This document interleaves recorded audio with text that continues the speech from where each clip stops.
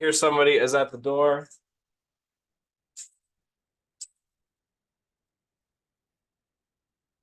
Okay, so in the Zoom room, you should be able to see my screen. You should be able to hear my dulcet voice if that is something that you have your speakers on about.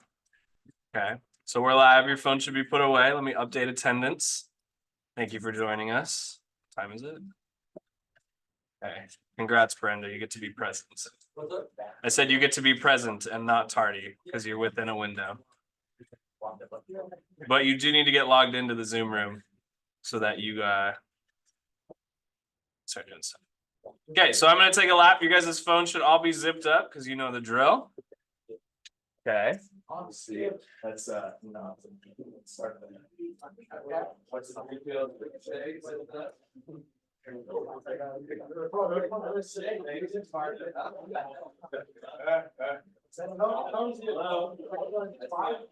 I've been here. Join in. Join quiet. Where's your back? All right, hey, you're already late. Settle down, please.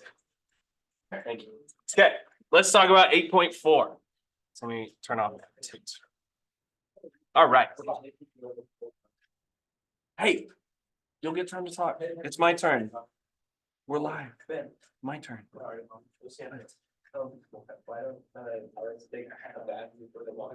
Can this wait? Right. Right. I missed the punchline. Okay, so 8.4. This is some more masking. We are still in Unit 8. We're still covering Photoshop basics, and this is going to be a not multi-part, but there's lots of aspects to it that we'll go over here in a second. But the gist is you guys are creating your own version of the duck horse. Hi, welcome in. Just with your choice of animals. Nice of you to join us. You guys please join the Zoom room. That would be awesome. Thank you. Gonna update attendance. Further putting us behind. Okay. Not what I'm putting in, whatever. Okay, anyway.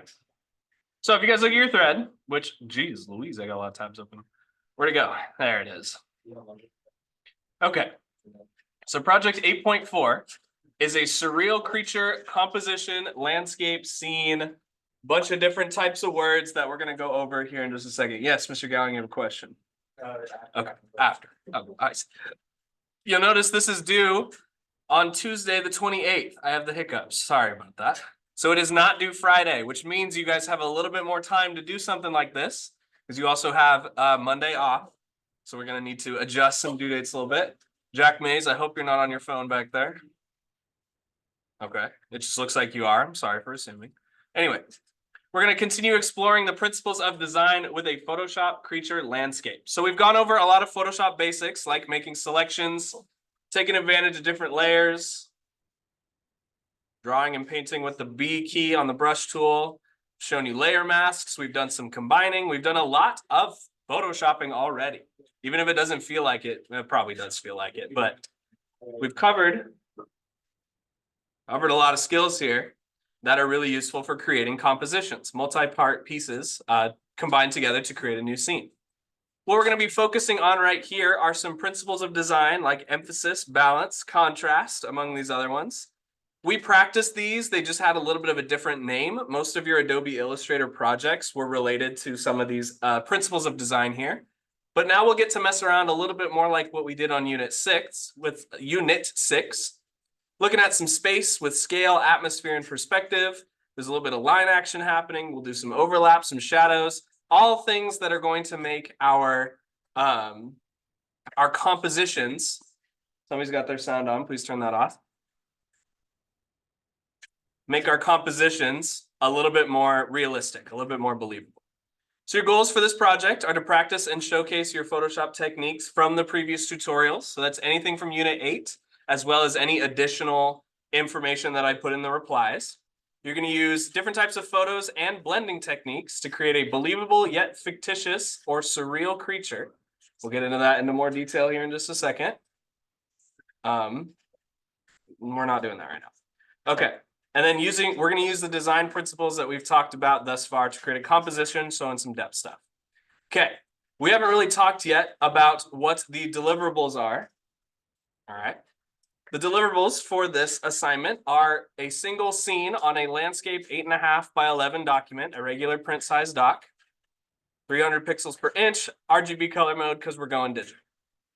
We are combining. I've done a lot of talking about what we're doing, but not exactly shown you anything that we are trying to create here. We'll get into that here in just a second. But you need to make a creature. Do you guys want to do this? Okay, so let me talk to you. Thank you. All right. Drew, you raised your hand. Do you have something you want to share? I forgot my question. Okay, that's okay. All right, so we're going to blend at least two animals together, make our own duck horses, which I'll show you Mr. Hendrick's example here in a second. I'll be working on my own today so we can combine them together. Seamless blends and shadows is something that we're going to kind of take piece by piece. Today has a broken down work cycle, which I'll get into here shortly.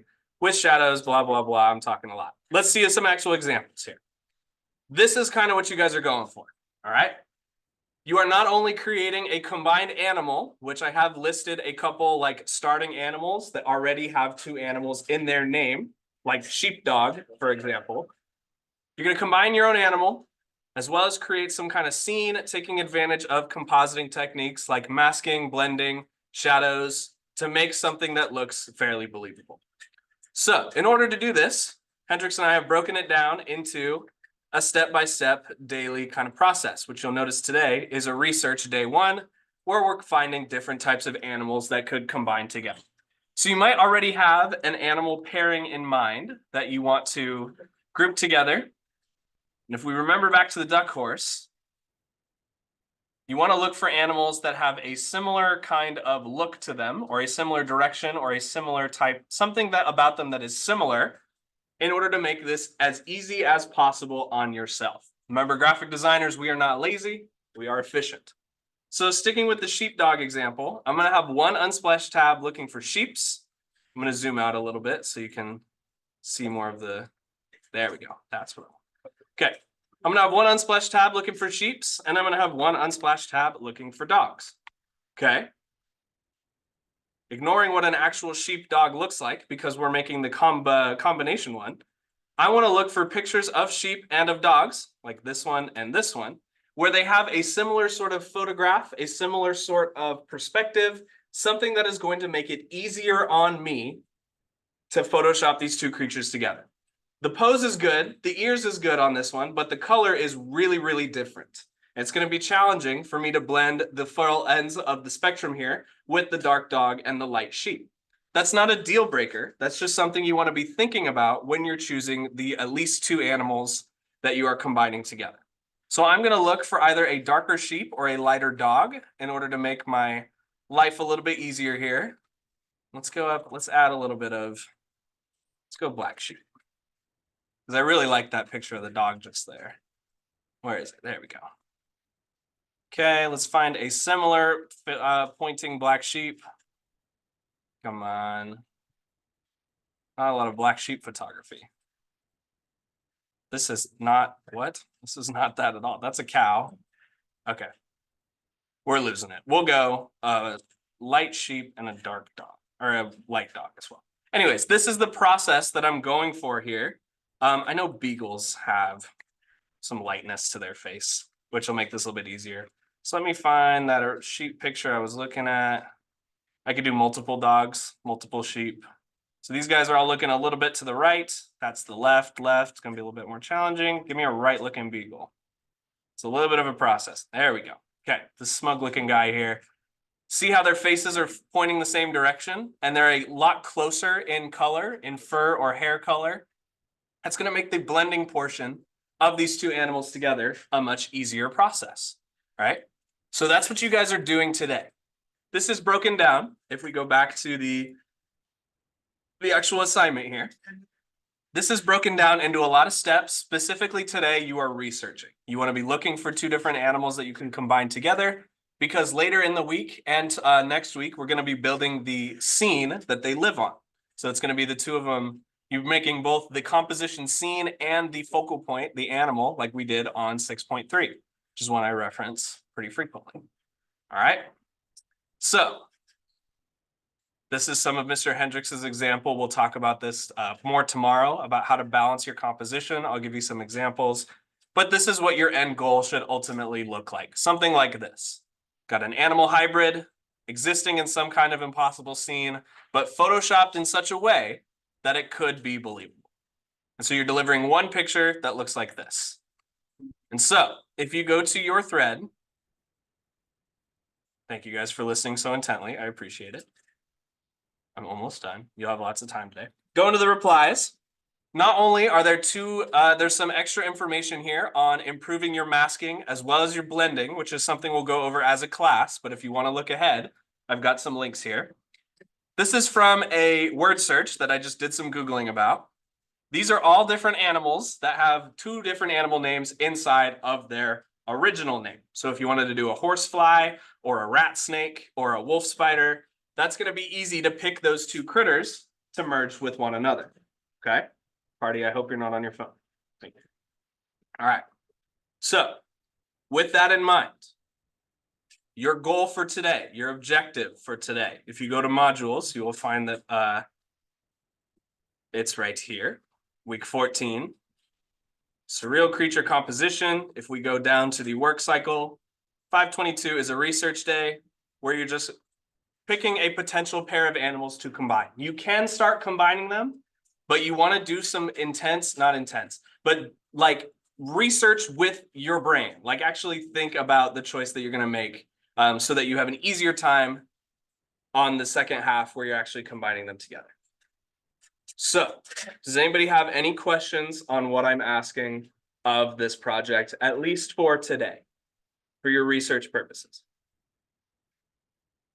All right. If not, I will be wandering. You can ask me one-to-one. I'm happy to do that. But I'll let you guys get started.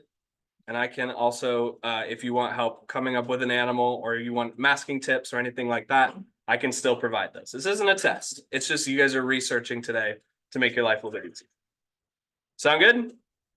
All right, sweet. Thank you guys for listening. I'm going to wrap this up. Good luck. Oh, it's a regular day for Flex today. So you'll go to your teacher offerings.